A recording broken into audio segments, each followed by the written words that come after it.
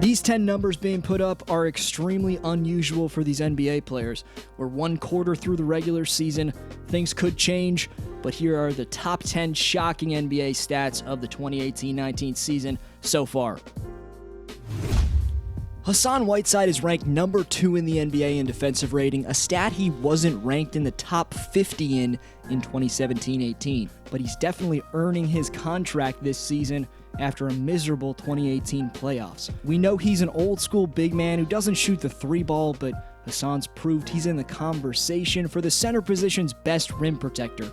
Erik Spoelstra does have to limit his minutes due to the small ball renaissance in the NBA, and he can't really guard the perimeter that well, so this stat doesn't tell the whole story. What it does say is that he isn't the problem in Miami. Dragic needs to get healthy, and they need better depth overall, specifically more consistent wing play. Other than today's honorable mention, the only negative shocking stat tonight is Harden averaging nearly 6 turnovers. This is also undoubtedly the least shocking stat on this list. James is usually tops in the league in turnovers.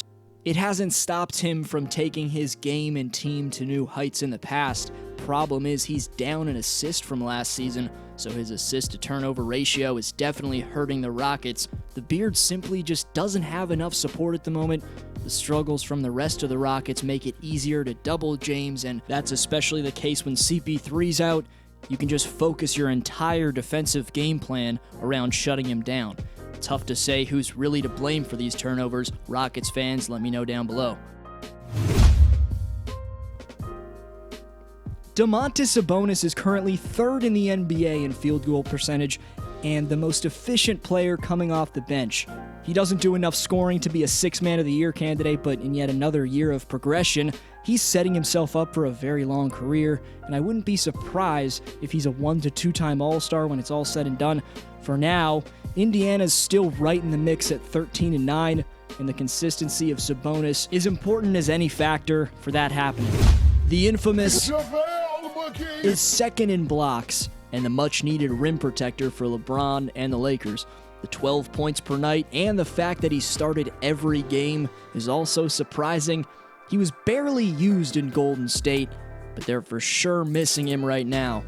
He's clearly developed a ton of confidence by just being a warrior, so the Shaq'd in a Fool days are a great memory.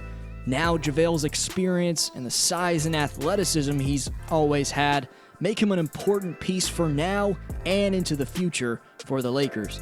Lowry's leading the NBA in assists, and being a Raptor fan, it's clear that Lowry has been the team's unsung MVP. That's actually what Coach K said when he was on Team USA, but this season he's completely dominated as the main ball handler, and in an offense where there's 3-point shooting everywhere, the improved play of Siakam and the resurgence. That's definitely all helped Kyle to the NBA assist lead, but really, it's how he finds his guys in transition and helps the Claw get wide open shots, so there's no reason to think he won't hang on to his lead. Now on to the top 5. The 5th craziest stat this season is a player efficiency rating, which places him among generational NBA talents as we're through a quarter of the NBA season. Casual fans, meet Montrezl Harrell, one of the best big men, if not the best big man coming off the bench in the NBA. He and Lou Williams lead the Clippers to the most efficient bench in the NBA. Offensively, he's too quick for the most of the time centers we see matched up on him. He's an automatic finisher out of pick-and-roll situations, has a great face-up game and solid handle. If you put a quicker big man on him, strength isn't lacking for the man. He's going to go right through that guy. So take note of Montrezl Harrell and watch some Clippers games on League Pass. Right before the top 4 shocking stats, shout out to Linus, who validates my pick for Gordon Hayward being overrated. I love the depth in this comment, but let's go a tad easy on my boy Gordon.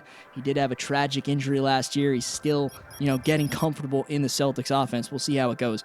But go see where he was ranked last video. That's in the description down below. For next video, shout out. As always, stay tuned for today's question. Leave your take on it down below. Zach LaVine scores from all areas, and he's the 11th best scorer in the league right now because of it. It's not like his days in mini where you can just sag off and frustrate him. His form is on point right now, and he looks like a different player from long range. However, he's most dominant using his jumping ability to finish any type of off-balance layup from any type of situation, the constant back cuts, superstar finishes coming off a screen, and then the factor I just mentioned in his ability to just pull up from deep at any time. Defenders have been stunned by it, they have no choice but to press up, and then the two-time dunk champ goes to work.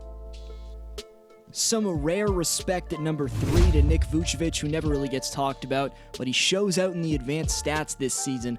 He was number 50 in John Hollinger's estimated wins added stat in 2017-18.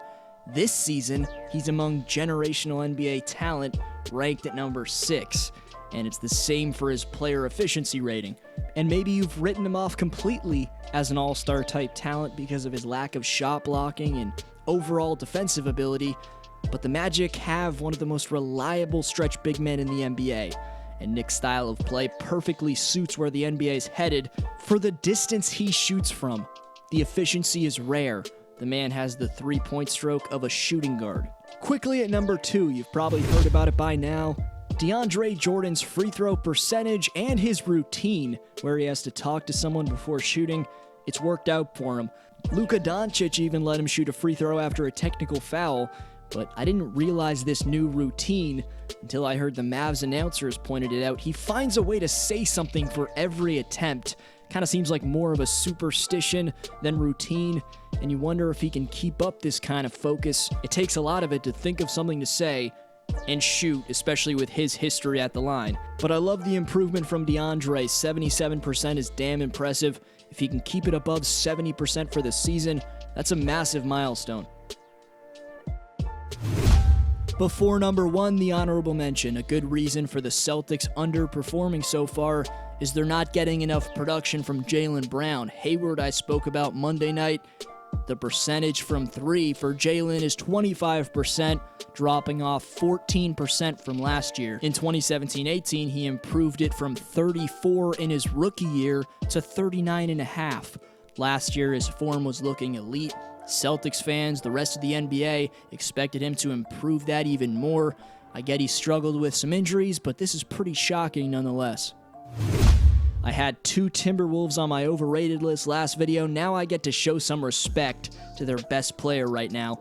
He's currently 2nd behind Stephen Curry in three-point percentage among point guards. He's the leader for the 6th Man of the Year award right now, and he's saving Minnesota, who since the Butler trade are playing pretty damn well, by the way. The last 10 games have been incredible for Derrick Rose. Amidst all the drama, it's amazing what's happening in Minneapolis. Community Speaks question is, what's the stat you've been most surprised by? Best answer gets next video shout out, as you know. Leave a thumbs up if you enjoyed. If you're new, subscribe to stay tuned for more lists and all types of basketball content all year. Thanks to the world for watching. This has been Dflow. See everyone next video.